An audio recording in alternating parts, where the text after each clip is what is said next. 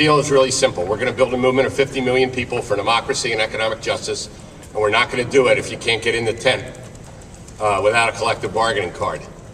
We try to really make the labor movement accessible and relatable and actually fun for dancers to relate to. It's a pool of workers who by nature are young.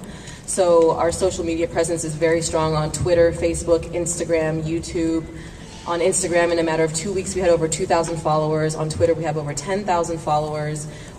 So we look forward to continuing to think outside the box in terms of how to organize and get young people involved and passionate and empowered by the labor movement, whether union or not. I know from my experiences and my friends and family's experiences working in food retail and food service that these jobs aren't easy. These aren't just placeholder positions. They're not teenagers looking for a summer job. These are real people with families, with bills to pay. New forms of advocacy in the workplace or in industries. We're working with a number of our affiliates to build out associate member programs that will reach either new workers in their industries who either aren't eligible for union membership or otherwise not ready for it.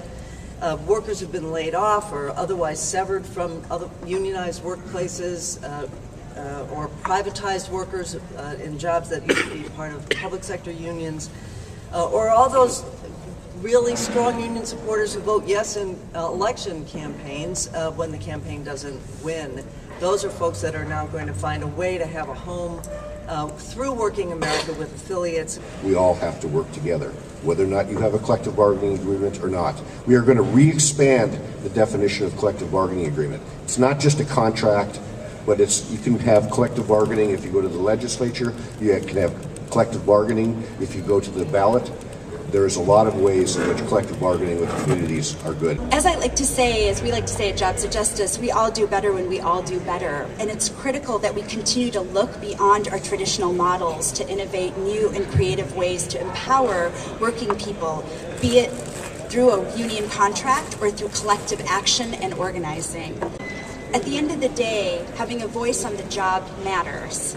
At the end of the day, this is not, the notion of broadening the labor movement is beyond simply expanding our membership. It's more than having a collective bargaining agreement. It's about solidarity, it's about resources, it's about advocacy and a pathway to the middle class that might look different than it did even a few years ago. It's about being active participants in our democracy, shaping our economy and our future. That's what we've learned through this work.